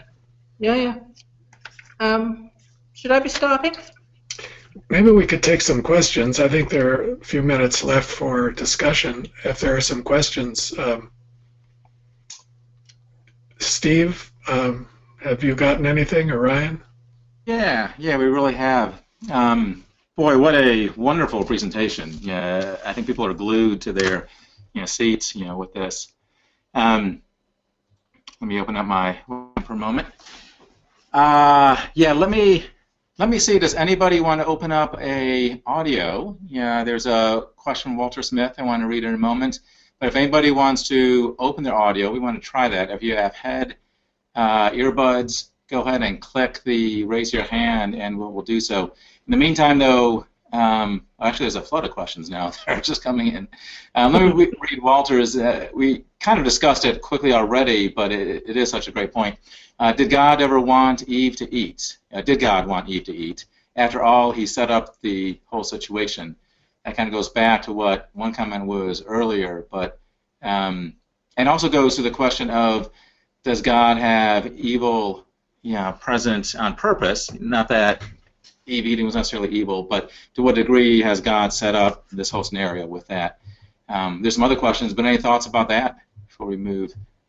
I think that when I think of God, I think of a feminine wisdom and a masculine word, masculine act. And I think of the God wants humans to have choice. And therefore, I think it was a setup. I think, like Judas was a setup, I think that she made a very difficult choice, but she could not control her curiosity. And you know what? I think curiosity is one of the most magical things we human beings have. Curiosity and the capacity for surprise. And but I do think that curiosity can lead us into very, very dangerous waters. Technology is full of possibilities. My son once said, "If it can be done, believe me, it will be done by somebody." Okay. Yeah. And then Robert Oppenheimer says after he invented the atom bomb, he quoted the Bhagavad Gita saying, "I have become death, the destroyer of worlds." So he followed his curiosity, and it's horrible. It's a horror for him. Yeah. So, curiosity is a wonderful thing, but on the other hand, I think the Bible does show its ambiguity. It gives you knowledge, but it can also have another side, and Oppenheimer experienced shame, for sure, for having contributed to such a high-level amount of destruction. A couple more questions. It looks like there's one brave soul that has raised her hand, Linda Dench. So I'm going to try to open the microphone. This may or may not work. But Linda, I hope that hand raise signal means you'd like us to open your microphone. And if so, ask a question. If not, we've got a written question, too, for you all. Okay, yes, I'm sending the written question. I just thought it was interesting that we've spoken about recognizing the evil and putting a fence around it, Dr. Stein's comment, and how that compares with Donald Trump erecting a concrete wall, and of course not recognizing that he's scapegoating a whole population or culture of people. I'm wondering if Dr. Stein could say a little bit more about how evil manifests when we do recognize it and we do put a fence around it. I don't know if I said something about putting a fence around it. What I meant to say was to be aware and conscious of it. What Donald Trump wants to do, you could say, on the one hand, he wants to prevent evil from coming into the United States. Okay, if you want to justify his position, we're going to keep out all the bad guys. Good guys, okay, we'll check you out. You can come in, but we're going to keep all the bad guys out.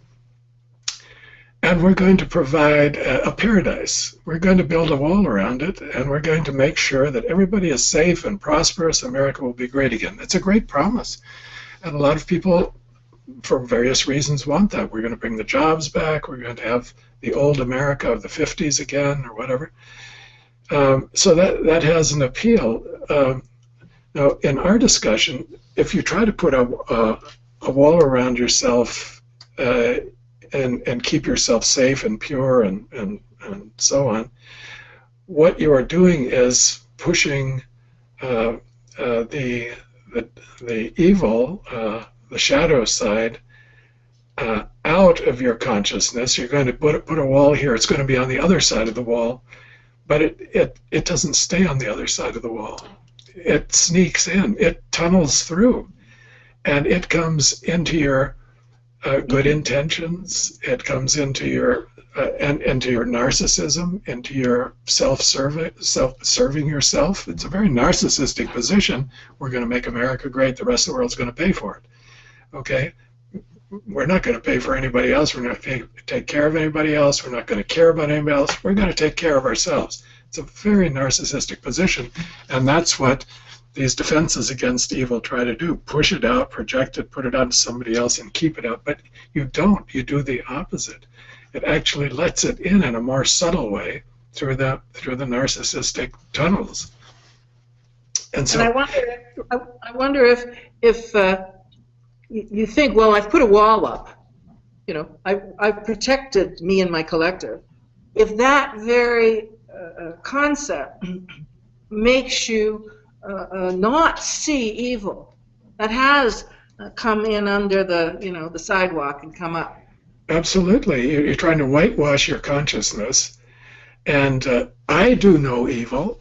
I'm just defending myself. They attack me. I don't attack them first, but I'm going to defend myself. Well, you don't realize the kind of vibrations you're putting out that's provoking those attacks. And so my point is that evil is a very subtle thing. We think we're doing the right thing, and in retrospect, we see we've done something very contrary. And it takes a lot of careful reflection. That's what ethics is really all about. Reflection on motivation, on action, on results of action, to try to sort out. It's not easy. It's not clear. These are very mixed things, good and evil, to sort out what is a little better than something else. Nothing is all good and nothing is all bad. So that's the point I would like to get across, that the subtlety of evil, and we can be doing it and not know that we're doing it, not even intend that we're doing it, and it's using us. Trump, I think, is being used by the collective. I don't think he's responsible for this. He's a puppet of a collective movement and feeling and anxiety and narcissism, and he's a spokesman for it, like Hitler was the spokesman for the resentment of the Germans after the First World War. To catch this and realize what's going on is very difficult and very important. Go ahead, Linda. Okay, yeah, I was going to say, if you go back and listen, I was just kind of struck by the similarity between putting a fence around our own evil once we do recognize it and are conscious of it, and sort of how putting a fence and Trump's wall seems similar. I think what I'm hearing Dr. Stein saying is, my question was related more to what do we do with it when we recognize it and it is behind that fence. Oh, I see what you mean. Yeah, I think the answer of that's a very good question. Once you have it in sight, what do you do with it? Von Franz once was asked this question, and she said, well, some of the evil, there are various levels and layers of shadow and so on. Some of it we can integrate. You can take your aggression and turn it into assertiveness and so on. Take your anger and turn it into being more forthright instead of repressing it and becoming depressed and so on. So some of it can be integrated, but she said there is a piece of it, and that's what Jung meant by absolute evil, that you simply have to reject. But you have to know it's there. You have to keep your eye on it. Yeah. And that's putting it in the fence and watching it. Put a video camera on it. I think I'd like a see-through fence. Because it was me that said put a fence around the evil. When Mary and I were saying, well, our job is to recognize evil. We can't kill it. But we need to recognize it to make informed choices. That's when I said, yeah, we could put a fence around it. But you're quite right that all of a sudden, even as I said it, I thought of Trump's wall.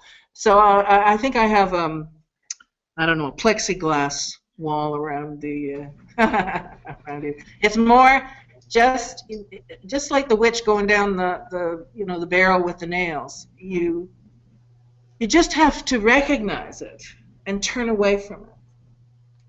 I don't know what you do, but I mean, does that just let it go on to elsewhere? I don't know, but you can't destroy it. I like Dr. Stein's comment about ethics, and that seems to me to be a realistic way to engage the problem of evil, especially with the collective. Mm-hmm. If you want to really read a deep reflection on this, read Erich Neumann's Death Psychology and a New Ethic. And what he proposes is precisely that, really being aware of your own, not projecting it, and not taking the self-righteous position of putting it on a scapegoat and claiming innocence for yourself and so on. That for him is the new ethic, this kind of responsibility. But we'll discuss that a lot more in a later seminar. I think we're about out of time, and I'm going to have to leave for today. Yeah, thank you so much, Linda, for the question. I'm going to stay around 10 or 15 minutes longer. If anybody wants to open up their microphone, say any comments, just click here. You raise your hand, you button. Murray, I know you need to leave. Mary, if you need to leave, that's only fine too, or if you want to hang around 10 or 15 minutes more. Murray, I want to thank you so much for your participation today. It's always marvelous to have you here with us. Really. Yeah, thank you, Mary. You've done a marvelous job today with the. I want you to know that I'm only halfway through.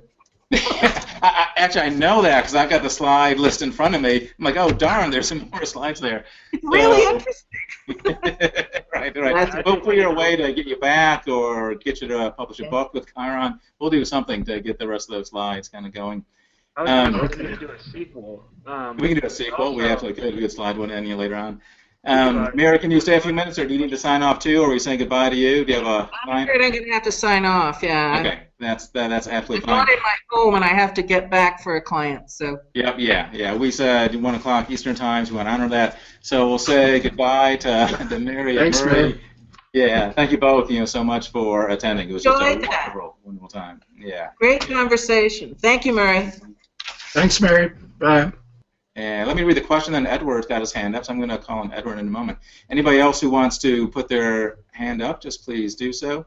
So the question came across, this was from, I lost the name now for saying, Ken Schmitz, about the Gnostic Gospel. Says in the Gnostic version of the Garden of Eden, we see the relative view of evil. Yahweh is a, I'm sorry, Eve. No, of evil. In the Gnostic version of the Garden of Eden, we see the relative view of evil. Well, maybe that means... Anyway, Yahweh is a false god. The snake is the impulse towards consciousness.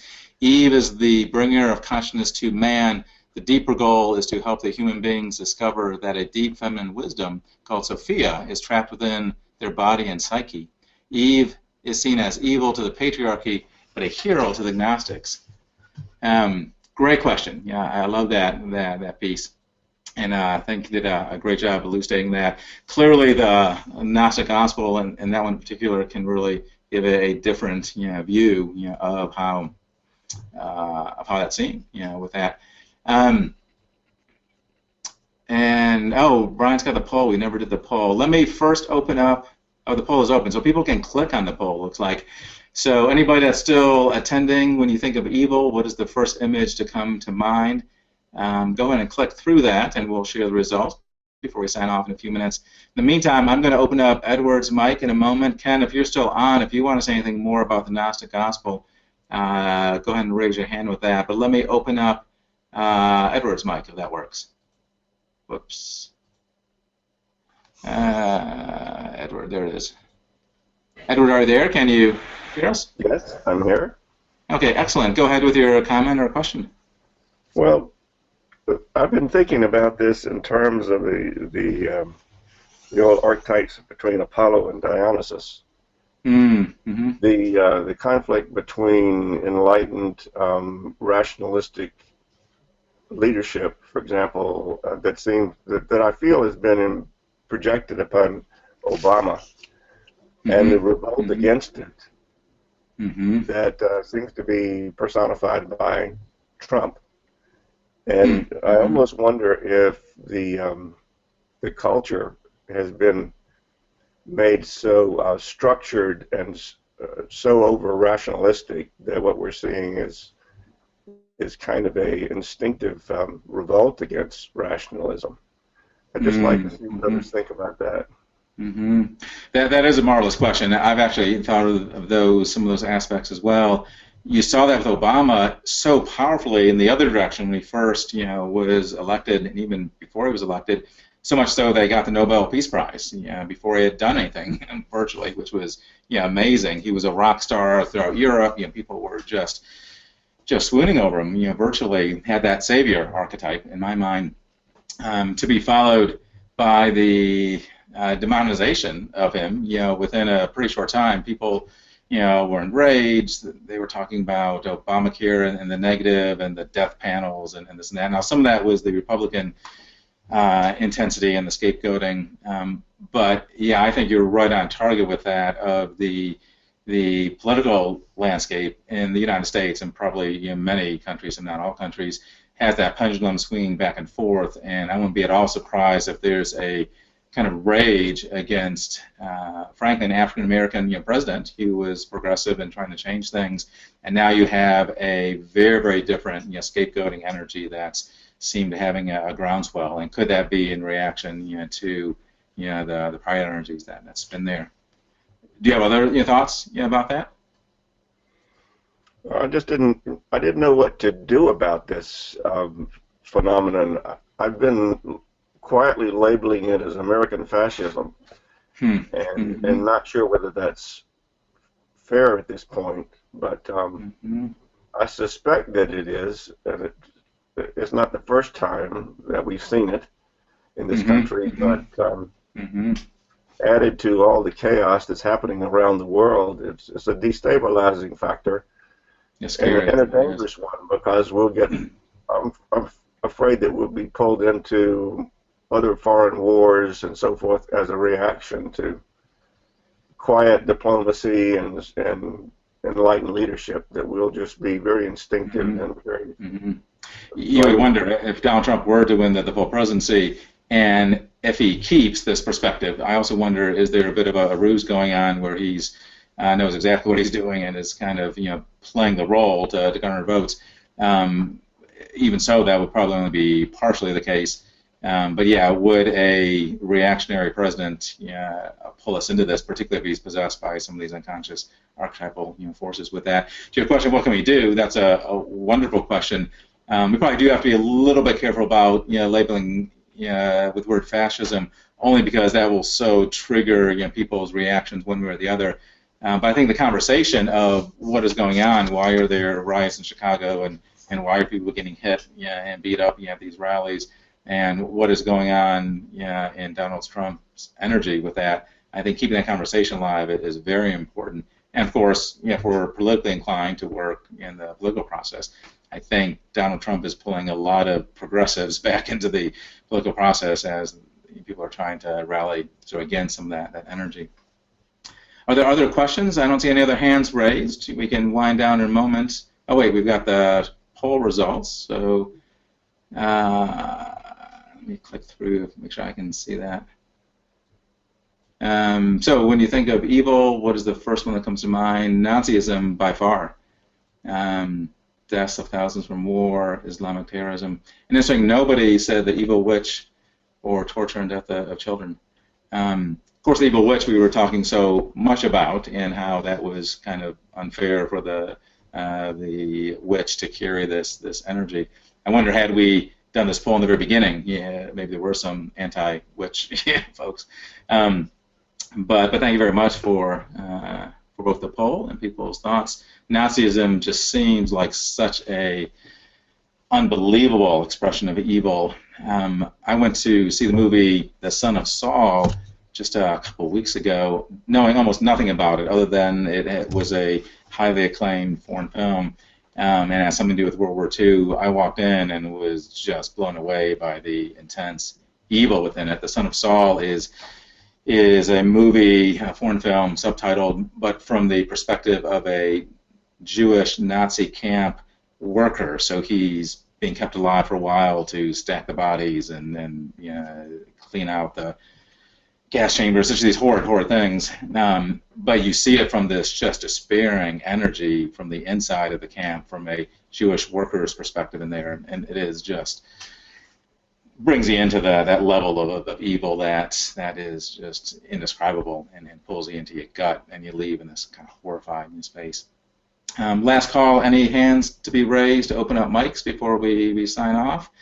I'll talk about the next one for 30 seconds, and then we'll close in a moment. Just remind people, Luigi Soja is coming up next, I believe April 14th, an Italian psychoanalyst, so it should be a fascinating talk. Murray will be there again, and we'll kind of co-present. And we will sign off for now, but see you in about a month. Thank you very much, and bye-bye.